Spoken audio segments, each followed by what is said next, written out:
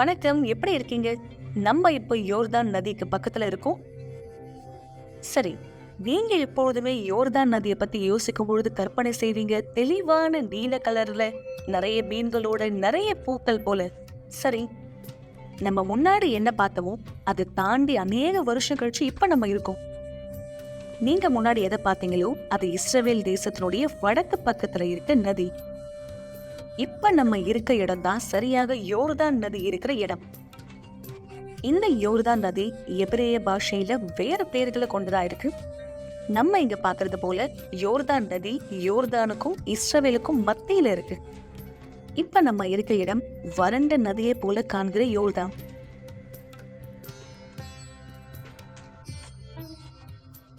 யோர்தான் நதியினுடைய நீரூற்று ஏர்மோன் மலையின் அடிவாரத்திலிருந்து துவங்குது.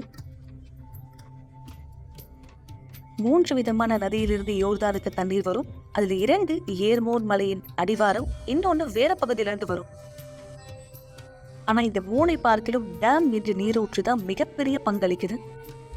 டேம் என்ற வார்த்தை எபிரேய மொழியில டி டலட் டோம் இந்த எழுத்துக்களை ஒன்னாக சேர்க்கும்போது யோர்தான் என்ற வார்த்தை வருகிறது. ஏன்னா இது எல்லாமே எபிரேய மொழியிலிருந்து எடுக்கப்பட்டதா இருக்கு. இந்த வார்த்தைகளை சேர்த்தா டேம் என்ற நீரூற்றுடைய பெயர் அர்த்தம்.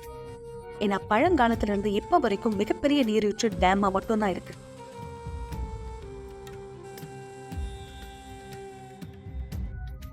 உங்களால கற்பனை பண்ண முடியுதா? நீங்க இந்த இடத்துக்கு பக்கத்துல இருக்கீங்க. எனவே இங்க நீங்க யோவான் ஸ்தானகரை பாக்குறீங்க. ஜனங்கள் எல்லாருக்கும் ஞானஸ்தானத்தை கொடுத்து கொண்டிருப்பது போல யோவான் ஸ்தானகராக மக்களுக்கு கொடுக்கப்பட்ட ஞானஸ்தானம் பாவத்திலிருந்து மனம் திரும்புதலின் ஞானஸ்தானமா இருந்தது.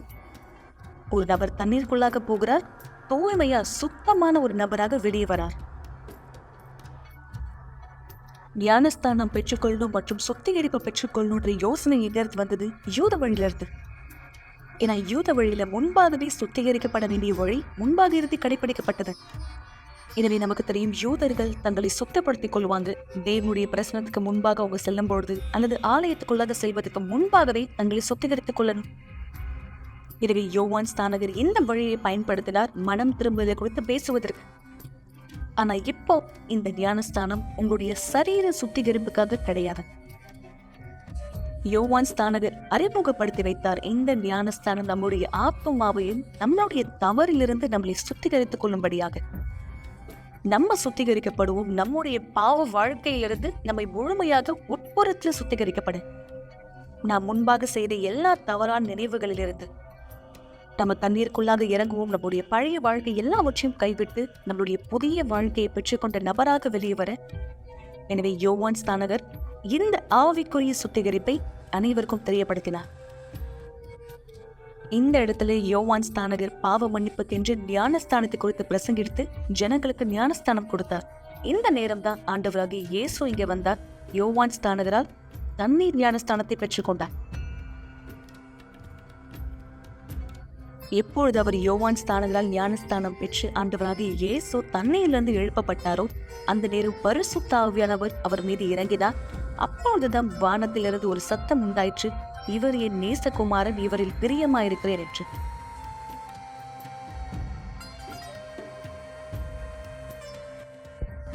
இந்த இடத்துலதான் முதல் முறையாக நம்முடைய முழு வரலாற்றிலேயே திருத்துவம் ஆண்டவராகிய தேவன், குமாரர், பரிசுத்த ஆவியானவர் துவங்கியது. இந்த இடத்துலதான் இந்த தியானஸ்தானம் முதல் முறையாக நடந்தது. எனவே இங்க இருக்க எல்லாரும் அதை பார்த்து கற்றுக்கொள்ளும்படியாது. இதோ இந்த இடத்துலதான் ஆண்டவராகிய இயேசுவினுடைய ஊழியம் துவங்கப்பட்டது.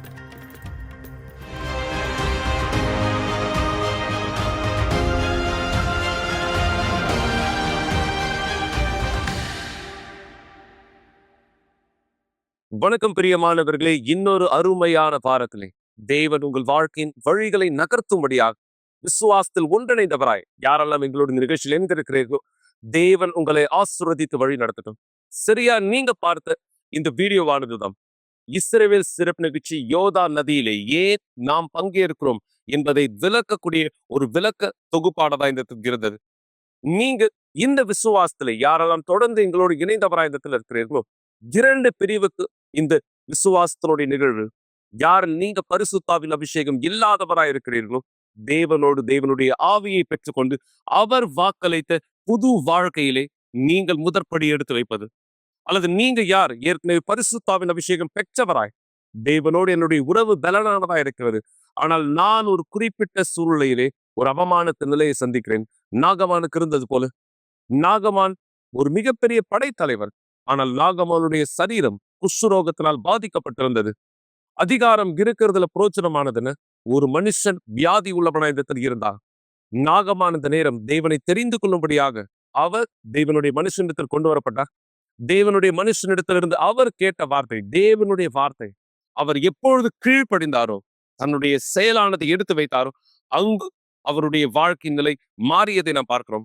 அதே போல யார் தேவனை அறிந்தவரா இருக்கீங்க, ஆனா இன்னும் அவருடைய வார்த்தை உங்களுடைய வாழ்க்கையில் நிஜமாக்கப்படாததை போல ஒரு விதமான அவமான நிலையை சந்தித்துக் கொண்டிருப்பீர்களானா, இந்த விசுவாசத்தை நீங்க நாகமான் எப்படியாக தேவனுடைய வல்லமை பார்த்தாரோ, உங்களுடைய வாழ்க்கையிலும் அதே பதிலானது நீங்க பெற்றுக்கொள்ள வரவேற்கப்படுறீங்க.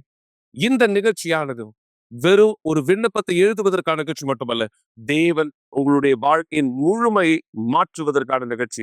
ஆமக்களே, தேவன் உங்க வாழ்க்கை அதி அற்புதமானதா இந்த இடத்துல மாற்ற விரும்புகிறார்.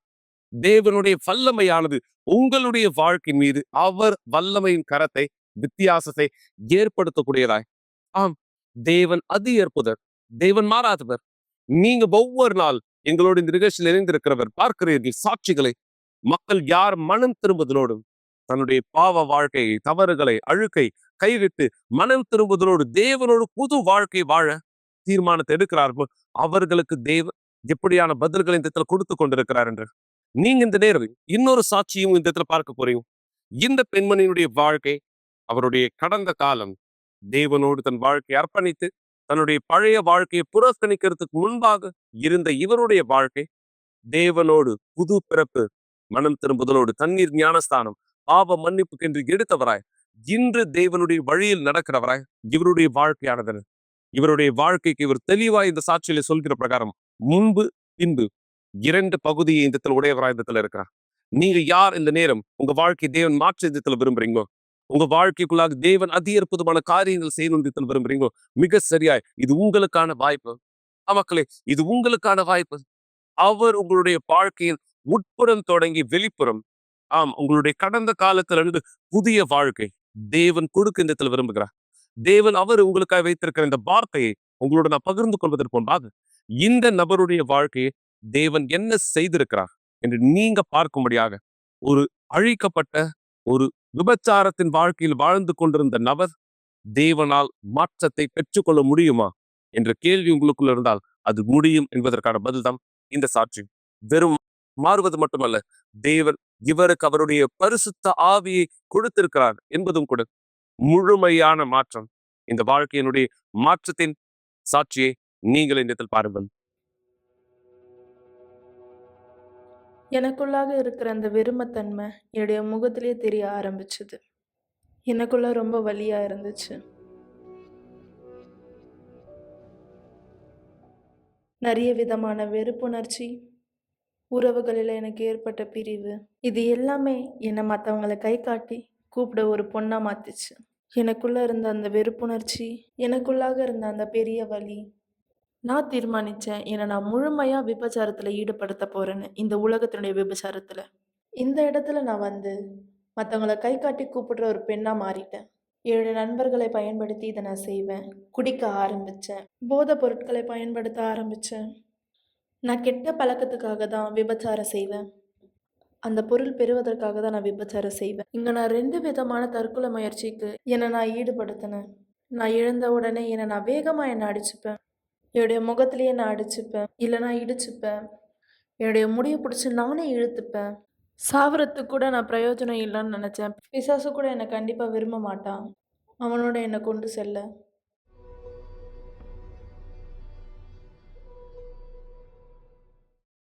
நான் பாத்ரூமில் இருக்கும்போது அழுவேன், தனியாக இருக்கும்போது தான் அழுவேன், விபச்சாரம் செஞ்சுட்டு இருக்கும்போது கண்ணீர் விட்டு அழுவேன்.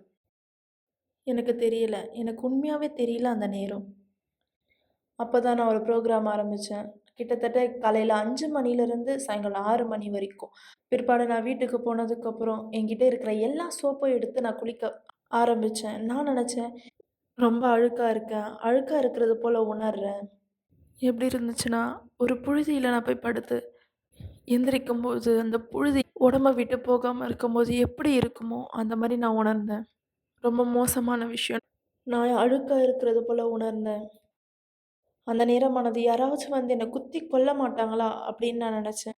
அப்போ ஒரு நேரம் வந்துச்சு. என்னுடைய முன்னாள் கணவர் விபச்சாரம் செய்ற இடத்தினுடைய முதலாளியாக இருந்தார். நான் நெனச்சேன், அந்த நேரமானது எனக்கு சமாதானம் வரணும். நான் இனிமேலும் பிரச்சனையோட இருக்க போறதில்ல. அந்த நேரம் எனக்கு மோசமா இருந்துச்சு தவிர சரியாகல. ஏன்னா அந்த உறவு, முன்னாடி இருந்த அந்த உறவு, நான் அதுல செதச்சு போயிட்டேன். அவரோட இருந்த அந்த உறவு. என்னால யாரையும் அன்பு செய்ய முடியல. என்னால யாரையும் பார்க்க முடியல. யாரும் என்ன அன்பு செய்யல. என்னுடைய 26 என்னுடைய 26 வயசுல உலகத்தின் வழியில போயிட்டேன். உலகத்தின் வழியில போயிட்டு, இந்த மாரி மாற ஆரம்பிச்சேன்.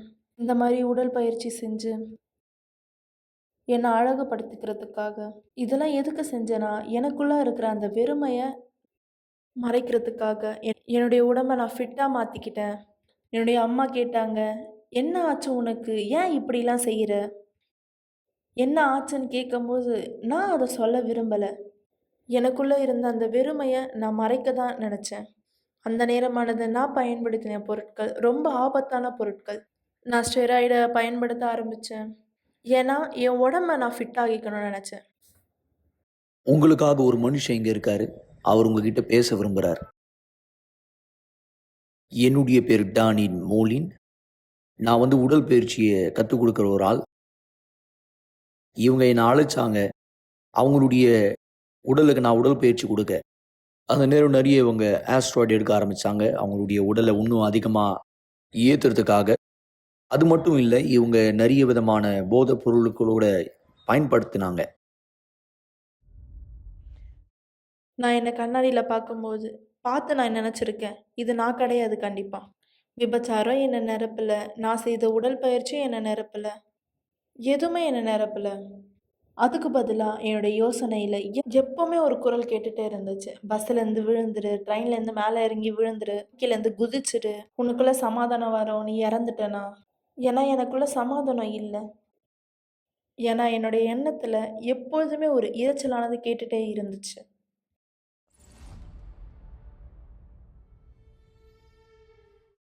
ஒரு நாள் நான் வெளியில நிக்கும்போது, சிகரெட் புடிச்சுட்டே இருக்கும்போது, ஆண்டவர்கிட்ட சொன்னேன், "ஆண்டவரே என்னுடைய வாழ்க்கைய மாத்துங்க. நீங்க உண்மையாவே என்ன அன்பு செய்றீங்கன்னா, என்னுடைய வாழ்க்கைய மாத்துங்க. எனக்கு ஒரு வாய்ப்ப குடுங்க. என்னுடைய வாழ்க்கைய மாத்துங்க. என்னுடைய கதைய மாத்துங்க." அப்போ அந்த நேரம் ஏறக்குறைய 10 வருஷமா நான் ஆண்டவர்கிட்ட பேசவே இல்ல. நான் ஆண்டவர்கிட்ட பேசவே விரும்பல. ஏன்னா நான் ஆண்டவர் மேல தப்பு சொல்லணும்னு விரும்பல. நான் நம்புறேன், நான் பண்ண ஜெபத்த ஆண்டவர் கேட்டாரு. நான் அந்த நேரம் செஞ்ச ஜெபத்த தேவன் கேட்டிருக்காரு. எனக்கு உடல் பயிற்சி சொல்லிக் கொடுத்த அந்த டேனியல் கொஞ்ச நாளா காணாம போயிட்டாரு. கொஞ்ச நாட்கள் பிற்பாடு நான் திரும்பியும் அவர பார்த்தேன். அவர் வித்தியாசமா இருந்தாரு. அவர் உண்மையாவே வித்தியாசமா தெரிஞ்சாரு. அப்ப அவர் என்கிட்ட வந்து சொன்னாரு, "ஆலயத்துல கெட்ட பழக்கங்களை விடுவதற்கான கூட்டங்கள நான் கலந்துக்கிட்டேன்" அப்டின்னாரு. அப்போ எனக்கு ஆர்வம் வந்தது. நானும் போய் அந்த கூட்டத்துல கலந்துக்கணும் அப்டின்னு. நான் வெளிய வந்து போதையிலிருந்து, கெட்ட பழக்கங்களிலிருந்து, இல்ல சகவாசங்களிலிருந்து, இல்ல ஆசைகள்லிருந்து ஜெயிச்சவங்கள நான் பார்த்தேன். ஆனா, சந்தேகங்கள்லிருந்து ஜெயிச்சவங்கள நான் பார்க்கல.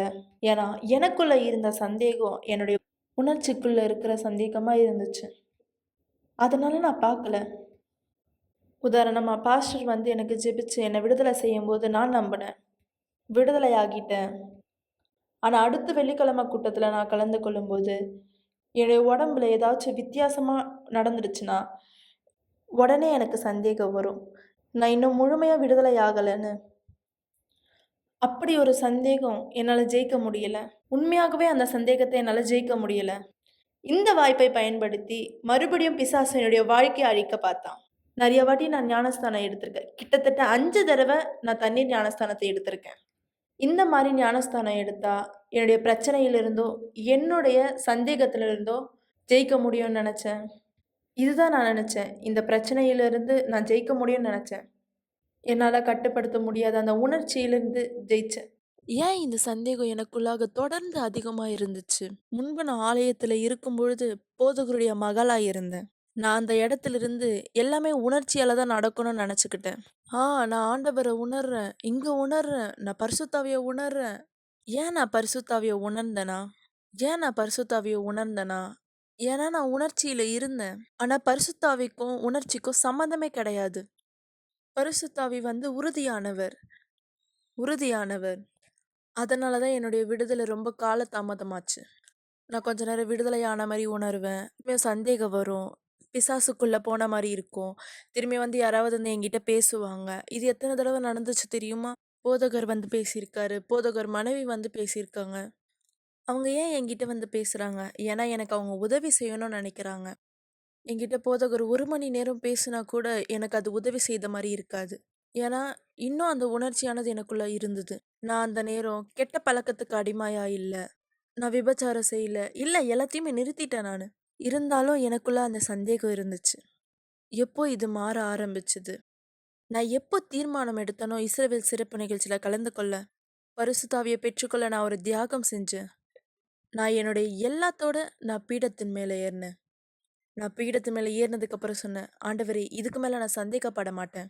நான் பீடத்து மேல ஏறியிருக்கேன். என்னுடைய தியாகத்த செஞ்சிருக்கேன்.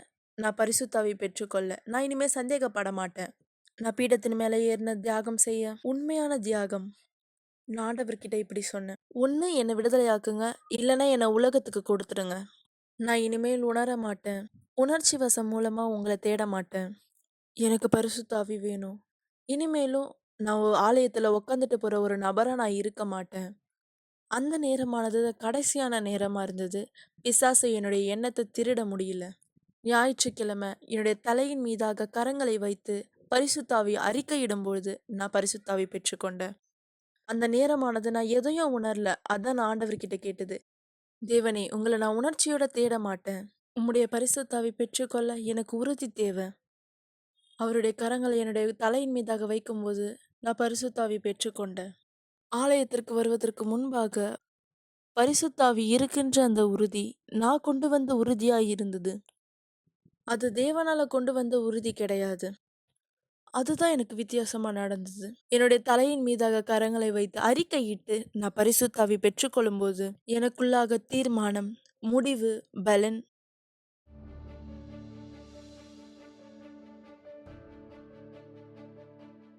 தேவனால கொடுக்கப்பட்ட ஒரு உறுதி. இந்த உறுதி நானே கொண்டு வந்ததில்ல. தேவன் எனக்காக கொடுத்த உறுதி.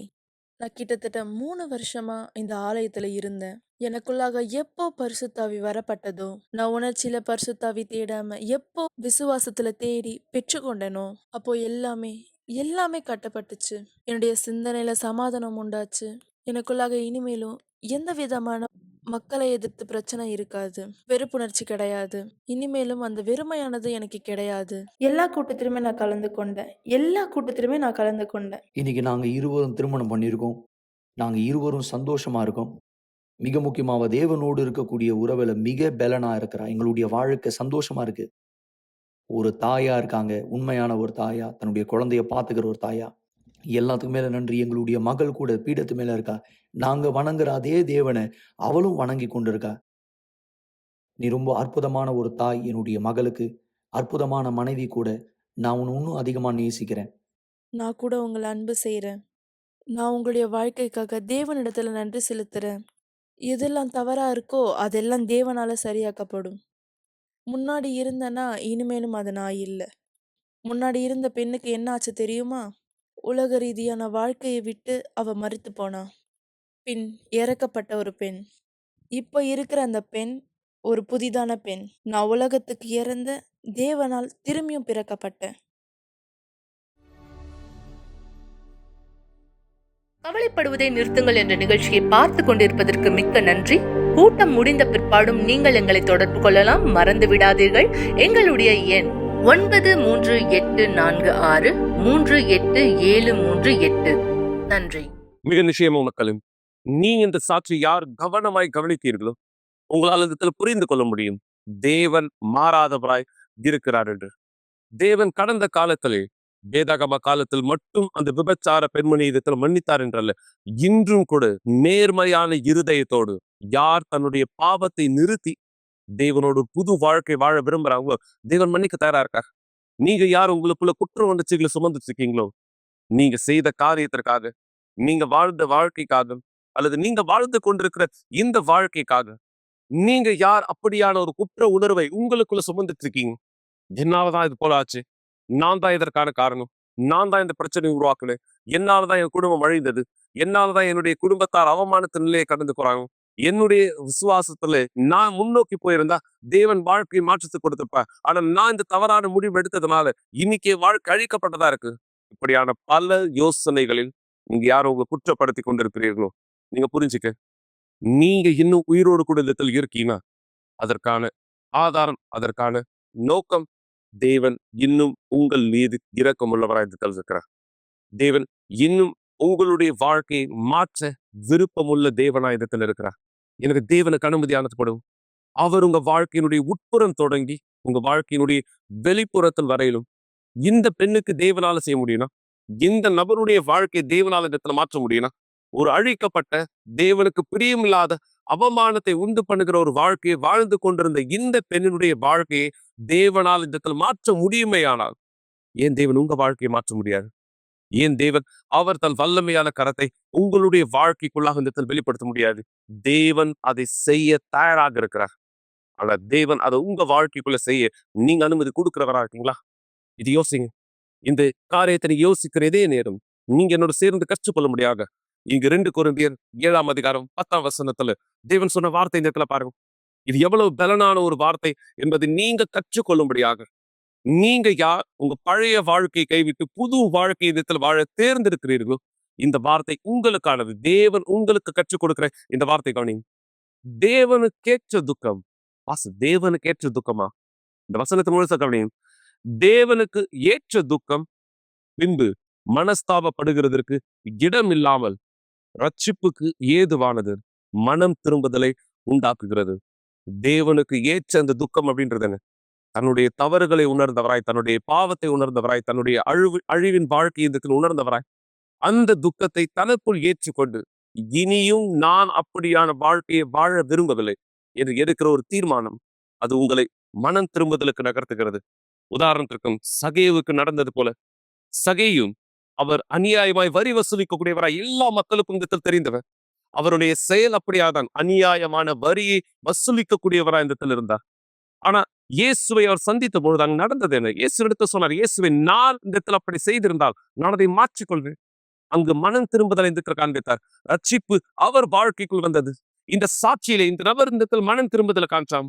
தேவனுடைய ஆவியானவர் ரட்சிப்பை கொண்டு வந்தார். இன்று இந்த சாட்சியை உங்களுக்கு முன்னாடி இருக்கு. அப்ப தேவனுக்கு ஏற்ற இந்த துக்கமானது உங்களை கவலைப்படுறதுக்கோ உங்களை அழ வைக்கிறதுக்கோ இல்ல, மனம் திரும்புதலுக்கு. ஆனா அதனுடைய தொடர்ச்சி சொல்கிறது கவனிங்க.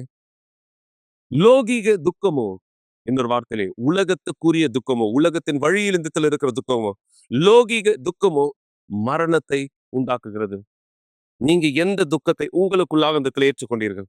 இந்த உலகத்துக்குரிய துக்கம் உங்களை மரணத்தை நோக்கி கொண்டு செல்லும். இன்னொரு வார்த்தையிலே அசுத்தத்தை நோக்கி. ஆனா தேவனுக்குரிய இந்த துக்கமானது, தேவனுடைய வழிகளிலே நீங்கள் உணர்கிற அந்த தவறு, நான் செய்தது பாவம், தேவனுக்கு பிரியமில்லாதது, அது உங்களை மனம் திரும்புதல கொண்டு செல்லும். இதுதான் தேவன் உங்களுக்கு இந்த நேரம் செய்ய முடியாத இடத்துல விரும்புறேன். இந்த நிகழ்ச்சியில யார் விசுவாசத்தோடு உங்க புது வாழ்க்கை நோக்கி பிரயாணம் செய்றீங்களோ, யார் ஏற்கனவே நீங்க உங்க விண்ணப்பத்தை தயார்படுத்திருக்கீங்களோ, ஆலயத்துல இருக்கிற மக்களும் சரி, அல்லது யார் இந்த நிகழ்ச்சியை பார்த்துட்டு நீங்களும் கூட சரி, உங்களுடைய விசுவாசத்தில் தேவனோட புது வாழ்க்கை வாழ முதற்படி எடுத்து வைக்க தீர்மானிக்கிறவர்கள், இந்த உலகத்துக்குரிய துக்கம் அல்ல, தேவனுக்குரிய துக்கம் உங்களுக்குள்ளாக இந்த மனமாற்றத்தை கொண்டு வரட்டும். எனவே இந்த நேரம் விசுவாசத்தில் இணையுங்கள். தேவன் உங்களுக்கு உதவி செய்யும்படியாக இந்த ஆவியிலே தேவன் நமக்கு உதவி செய்ய ஜபத்தை சேர்ந்து செய்யலாம். இது ஜபத்திற்கான நேரம். ஒரு கிளாஸ் தண்ணீரை ஆயத்தப்படுத்திக் கொள்ளுங்கள் அல்லது தொலைக்காட்சிக்கு அருகாமையிலே வாருங்கள். இந்த நேரம் உங்களுக்கான ஒரு சிறப்பு ஜபத்தை நாம் செய்ய போகிறோம். எங்கள் ஆண்டவராகிய இயேசுவே, தெய்வாவியானவரே, இதோ இந்த நேரம் இந்த மக்கள் யார் இந்த நிகழ்ச்சியை பார்த்து கொண்டிருக்கிறார்களோ, இந்த நிகழ்ச்சி இவர்கள் தற்செயலாய் பார்க்கவில்லை, இவர்களுக்கான வழியை, இவர்களுக்கான திட்டத்தை நீ காண்பிக்கும் பொருட்டே இந்த காரியத்தை இவர்களோடு பேசியிருக்கிறேன். என் தேவனே, உம்முடைய வழிகளிலே நாங்கள் துக்கப்படும் பொழுது அந்த துக்கம் எங்களை அழிப்பதற்கல்ல, அந்த துக்கம் எங்களது மனமாற்றத்தை கொடுப்பதற்காக, எங்களுடைய தவறுகள், எங்களுடைய பாவத்திலிருந்து எங்களை விடுதலையாக்குவதற்காக இதுதான் என் தேவனை, இதோ இந்த மக்களுக்கு நீர் கொடுத்து கொண்டிருக்கிறேன். இவர் செய்த தவறை, இவர் செய்த பாவத்தை, இவர் வாழ்ந்து கொண்டிருக்கிற அழுக்கான வாழ்க்கையை கைவிட்டு என் தேவனின் நேர்மையான இருதயத்தோடும் மனம் திரும்பி உங்களுடைய வழிகளின் இணைய இவருக்கு உதவி செய்யும்படியாக நான் கேட்கிறேன். எங்கள் இயேசுவே, எங்கள் தேவாவியானவரை, இதோ இந்த நபர் யார் தன்னுடைய பாவங்களை கைவிட்டு சகைவு செய்தது போல, சகைவு இந்த உம்மை கண்ட பொழுது சகைவு சொன்னார், நான் அநியாயமாய் வரி வசூலித்ததுண்டானால் அவர்களுக்கு நான் 2 தனியாய் திரும்ப தருகிறேன் என்றேன். அந்த நாள் சகைவு அங்கு அறிக்கிட்டது வெறும் ஒரு வார்த்தை அல்ல, அவருடைய இருதயத்தின் விருப்பமானதை, உம்மை தெரிந்து கொள்ளக்கூடிய விசுவாசத்தின் விருப்பத்தை அவர் அங்கு வெளிப்படுத்தினார். இதுதான் என் தேவனை, இந்த மக்களுக்கும் நடக்கட்டும். இந்த மக்களுடைய பாவங்களை, இந்த மக்களுடைய தவறுகளை, இந்த மக்களுடைய அழுக்கான வாழ்க்கையை இவர்களது வாழ்க்கையிலிருந்து விலக்கி உங்களுடையவராய், உங்களுடைய வழிகளில், உங்களுடைய விருப்பத்தில் இந்த மக்களது வாழ்க்கையை இந்த நகரத்தை கேட்கிறேன். தேவனை ஆண்டவராக இயேசுவே, உங்களுடைய சர்வ வல்லமையான கரம் இவர்களது வாழ்க்கை மீது வித்தியாசத்தை ஏற்படுத்தட்டும். உங்களுடைய நாமம் மகிமைப்படும்படியான சாட்சிகளை இவர்கள் இந்த பார்க்கட்டும். இந்த மக்களுடைய வழிகளை உன் கைகளில் ஒப்படைக்கிறேன். யார் இந்த விசுவாசத்தில் யோர்தான் நதியை நோக்கி நகர்ந்து கொண்டிருக்கிறார்களோ, இந்த இவர்கள் உம்முடைய ஆவியினால் முழுமையாய் நிரப்பப்பட்டு தன்னுடைய வாழ்க்கையின் மாற்றத்தை பெற்றுக்கொள்ள உதவி செய்யும்படியாக கேட்கிறேன். எங்கள் தேவனும் சர்வ வல்லவருமா இருக்கிற ஆண்டவராக இயேசு கிறிஸ்துவின் பெயரால் எல்லாமே இதோ இந்த மக்கள் வாழ்க்கையின் மீது உங்களுடைய விருப்பம் நிறைவேறும்படியாக இவருக்கு இந்த வாழ்க்கை ஆத்துமா வழி உன் கைகளில் ஒப்படைக்கிறேன். இயேசு கிறிஸ்துவின் பெயரால் பரிசுத்த ஆவியானவரே, ஆமென். ஆமென். தேவன் உங்களை வழி நடத்தட்டும் மக்களை.